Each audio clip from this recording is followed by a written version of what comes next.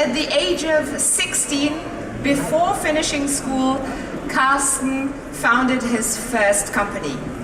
He invented a new programming language and sold it to Atari Computers, who delivered it to 700,000 customers. Today, Carsten has built Europe's leading search engine inside large online stores, and his technology made use of machine learning as early as 2006. Now, with 160 employees, Carsten is still passionate for invention. He has filed for 3 AI-based new patents in the last 3 years. And he told me while his presentation isn't going into technical detail, he is very happy to answer any deeper-based questions after his talk.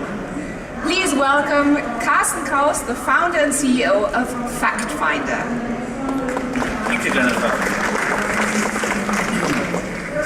Okay. For thousands of years, mankind has had a dream. The dream of flying. It has been tried numerous times, from the ancient Icarus to Otto Lilienthal, but it never worked. Until about 100 years ago, the Wright brothers suddenly made it possible. What was the magic ingredient that enabled their success? There's one thing that had to be invented before. Okay, nobody answers. It's the motor. Imagine this airplane with a steam engine. It would never have flown. And while they got their patents for the steering of an aircraft, without the motor, success would never have been possible. And this is the nature of disruption. When supporting technologies come to a certain stage, suddenly magical new things become possible. Now there's another dream mankind has had for quite a while, and that's artificial intelligence.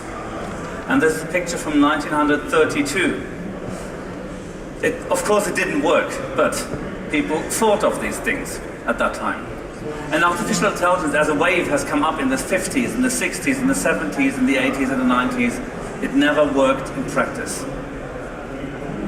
Until now, because our motors have improved in speed and power so much that they are now millions of times more powerful than at the invention of the first idea of artificial intelligence. So, if I remember my childhood computer in the 80s, and compare it to a notebook computer of today, like this one. The notebook is more than 1 million times faster than the computer in the 80s. And it's cheaper. My computer at that time cost almost 3,000 marks. So we now have the motors that enable artificial intelligence to fly. But today's artificial intelligence does not come in the form of humanoid robots. It comes in the form of everyday items, which just get better, more easy to use, more powerful, because artificial intelligence drives them to a new level they could not have reached without. Apart from items like the mobile phone, where dictation is possible only because artificial intelligence has made a new step in deep learning in 2006 by Geoffrey Hinton. Actually, that was built on the shoulders of inventions made in Germany in 1990 by Jürgen Schmidhuber and Sepp Hochreiter. But at that time the computers were not fast enough. Yeah, besides those things, everyday items, there's also a big, strong force behind the scenes, like the stock market. Computers today move much more value in stocks than human traders do. And while they currently predict mostly the next 10 minutes of stock movements, artificial intelligence is currently about to enable them to understand news feeds and to understand what will happen the next day, the next weeks, the next years. And over time, they will probably become much more powerful than Warren Buffett ever can get. But it's not only enabling things in business that AI is possible to do. AI can also be creative. This is a craft beer.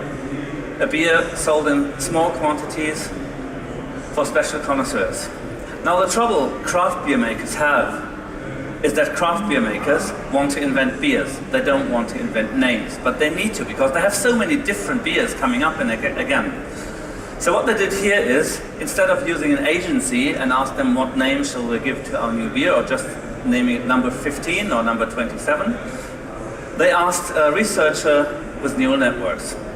And this girl makes up new words for different things, new languages, with her recurrent neural network, a special type of neural networks. And she presented, her neural network presented a small list of suggestions, only being informed by 3,000 names of beers. Nothing else the neural network knows about the world.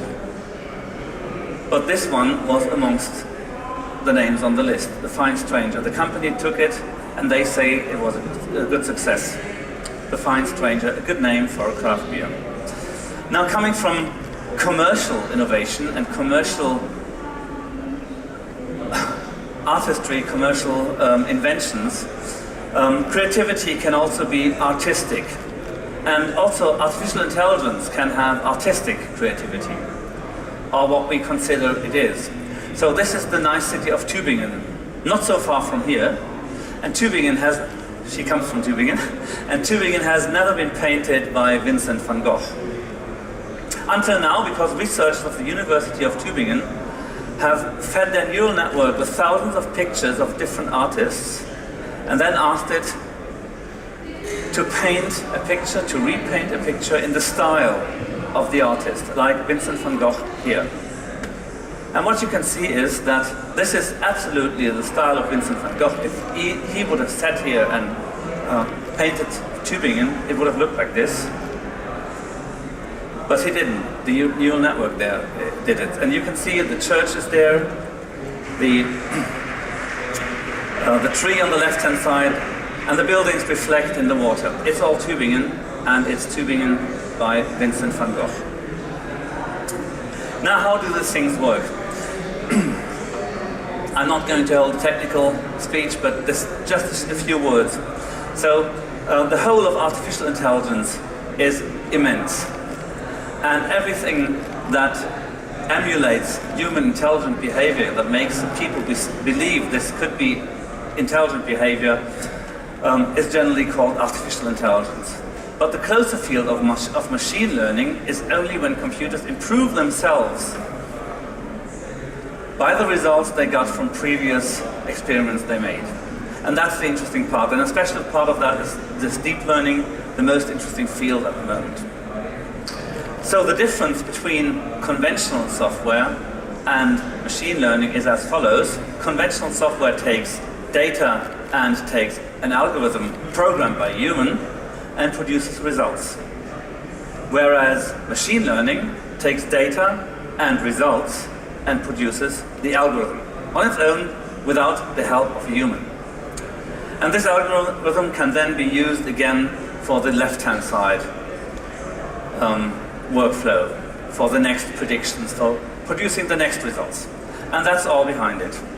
And what they do, actually, what artificial intelligence, machine learning software can do better than conventional software is it can predict and it can decide. And then it learns from these decisions and predicts better the next time. Now, how can you paint a picture like this Van Gogh picture with only prediction and decision? It's called generative adversarial networks. Adversarial means there's two networks working against each other. And you have one network which optimizes the brush strokes of Van Gogh. So it does something, it paints something, it says I'm going to make longer strokes, shorter strokes, up, down, thicker strokes, slower strokes, the use of colors, and so on.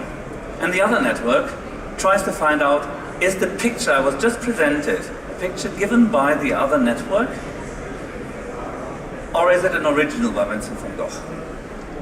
And this result, if the other network had predicted well or correctly or not correctly, is then used to adapt the brush strokes again. And on this way, neural networks can improve their results and come to something that looks very artistic and very creative. So to sum these things up, what do you use artificial intelligence for? You don't use it for simple tasks. You use it for the complex tasks, for the things where you can't explain how things work, or maybe where you don't even understand completely what the question is. You don't use artificial intelligence for the simple tasks. So like making the brush strokes is done by conventional software, not by AI. Thinking which brush strokes to make is the AI doing. And if you have a simple task, if you can put it into code, use conventional software. Conventional software can do simple tasks much better than AI and much quicker. Now, we're talking about the revolution in retail here, at least that was announced. And so what can AI do for retail today?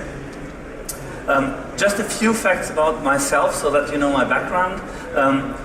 You've heard a little bit from Jennifer before, but I founded this company, which is the European market for product discovery, for search, navigation, recommendations, and so on, in Pforzheim, 50 kilometers from here.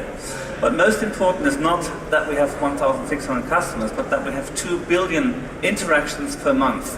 So 2 billion searches or clicks we get from customers, and we can learn from them. And that's the important thing. You need data. And when you have data, then you can use AI to optimize. You still have to think about how to use AI and what to do with the AI, and which construction you need, but you need data. And we do. So this is one of the things you all know. So people who've bought this product also bought that product. But wait, this is not how it works today. Because if you use people who bought this product also bought that product, if you have hundreds of thousands of products, which is typical for an online store today, very often you will get 0 results. Why? Because the products have not bought in conjunction with others. And if you have so little data on each single product, you cannot do this recommendation. People who bought this product have bought that product. That was the beginning of recommendation engines. But today, you use latent semantic relationships between the products. So the product thinks of the hidden relationship. The AI thinks about the hidden relationships between the products, and can even conjure up good recommendations for products which have never been bought before, which are maybe new, have been launched last week or in your shop last week. So if you buy a recommendation engine, you should use one of those who do this way, rather than just linking products to products. Another thing, personalization. Everybody talks about this, and many confuse personalization with target groups, but we're not talking about target groups. So we're not talking about people in the age of X by Y.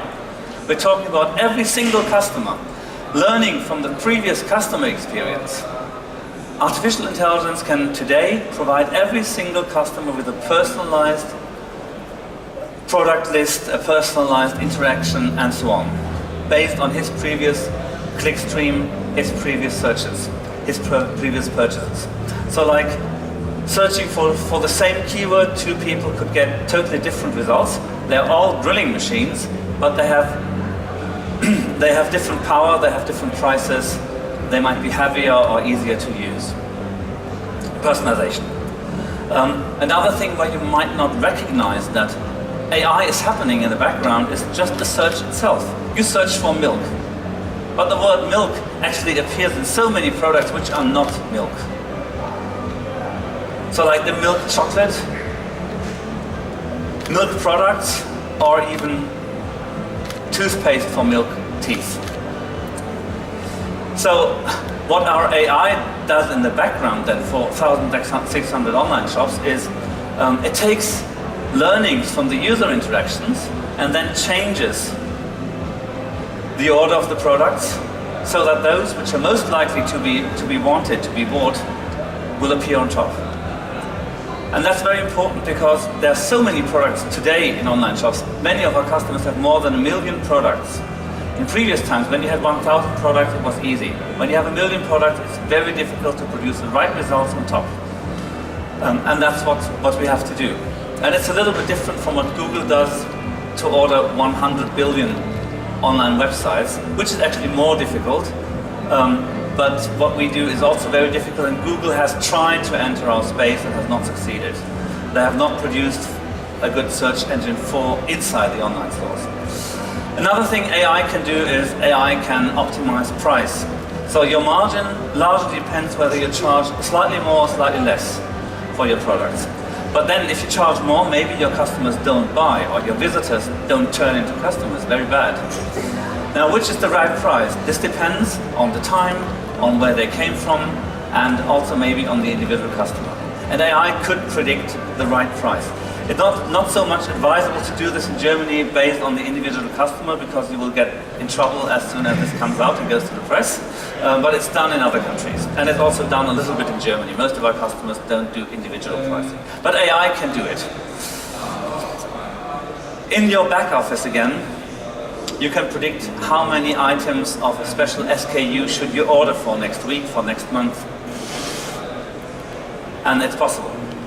It's possible much better than with previous algorithms if you use AI, which takes many more factors into consideration when it predicts how many items you use next week. And this goes to an even more detailed level. Not only your whole stock, but also each of your customers' purchases of next week can be predicted. So I'm talking about how precise are predictions, and that's an invention we made, Predictive Basket. Predictive Basket has the following thing. When you buy grocery goods, Professor Hans Baumgartner has found out that people don't want choice. People just want to have the things. And the other thing is, when you buy in a brick and mortar store, this purchase for the Saturday morning basket with like 50 items, buying in a brick and mortar store is shorter than driving to the brick and mortar store, buying there and driving back is quicker than when you buy online. When you buy those 50 products online, it takes longer. So what we made out of this is we make it quicker. We suggest everything that the customer probably wants to buy right now when he enters the online store. And the user just has to click yes, yes, yes, no, yes, no, yes, no, no, yes, yes, yes, no, no. That's far easier than searching, clicking, comparing. So, Predictive Basket, how precise can that be? I mean, am I predictable? Are you predictable? Do you think that somebody, even a kind of God who just observes your previous behavior, can estimate what you want to buy just when you enter the supermarket? You don't know yourself, maybe. But when you see the things, you want to buy them. And how good are the predictions? So these are the items we recommend, and these are the items we don't recommend out of the items that were at least bought 3 times by this customer. So I'm not talking about the pan or something that you buy only once anyway. I'm talking about items that you buy regularly. And as you can see, the middle is the correct predictions, and the outside is the errors. So as you can see, we can predict this with about a 75% correctness. 75% of our predictions are right. So precise is it to predict what a customer wants to buy. And that's a German invention, and Amazon still doesn't do it right. Amazon still suggests that I even buy a pair of scissors, or you can see an electric toothbrush on the left-hand side, which is not something you buy repetitively. Amazon obviously does not have this kind of algorithm yet. This is about 3 months old, and our predictions are from a real customer in life. Okay, that's what AI can do already today, what's going to come. And you know, online shopping has been about the same for 20 years now. It's invented 20 years ago. Online shopping in an online store is still the same. You search, you click, you buy. That's it. Now, the new things that come out, this Predictive Basket, but another new thing that's already here, another thing that's on the doorstep is chat commerce. People can type in something into a chat room and they can get answers. So, which of those products is vegan? Which one does not contain hazelnuts? Right now, those things don't work with machine learning. The ones that do work with artificial intelligence in the broader sense, means they have been fed with hundreds of informations manually from the customer. But soon artificial intelligence will learn and will understand and will automatically bring up the right suggestions. Look at the Google I/O presentation. Google shows here that machines can actually already understand spoken speech quite well. Now, will voice commerce take over online shops? Not so soon, I think, because voice is sequential while choice is parallel. Meaning, when you say, okay, milk, then you don't want the online shop to read out the 20 different types of milk to you. Okay, with predictive basket, you could say, I know what your milk is. But if you don't search for milk, but you say, like, a blue dress, so what can the online shop do for you with reading out? Or even if you say rucksack or something where you are looking more at the technical details or digital camera, you don't want to be listening to the online store telling you everything because you can't remember. You can't remember more than 2 or 3 items. But you can look at 20 different items at the same time on an online screen, and that's why choice is parallel, you need a screen. And I think that voice commerce might come up for things like repetitive purchases, like predictive basket, but especially it will come up once that continuous augmented reality, so everybody having information reflected into his glasses or into his lenses will become a reality. But that's at least 5 years, I think, until it really takes off. Okay, brick and mortar stores can also profit from AI. This is not AI, this is a girl looking at an item in a mirror, but the item is on her real body. It's fitted by the computer, but it's not AI, it's a different kind of high-tech. But the interesting thing is, if you combine this with a prediction, what is the best item for the customer? I mean, here she has to choose. She still has to choose which item she wants to wear. She just doesn't have to dress with it. But if you combine this with the possibility to say, okay, this girl is about, I don't know, 21 years old. She has dark blonde hair, she has blue eyes, she has this and that kind of figure, and she also is wearing this and that, so I know her style. You can predict what could fit her well, and you could automatically present this in a shopping windows, for example. You just walk by and you see a shopping window presents yourself with exactly something you would really like to wear, and that's possible for brick and mortar stores. So, will AI make sense for you if you have an online store? Well, it may be not, but if you're looking for perfect safety, that's Wilbur Wright again, the inventor of the airplane. If you're looking for perfect safety, you will do well to sit on a fence and watch the birds.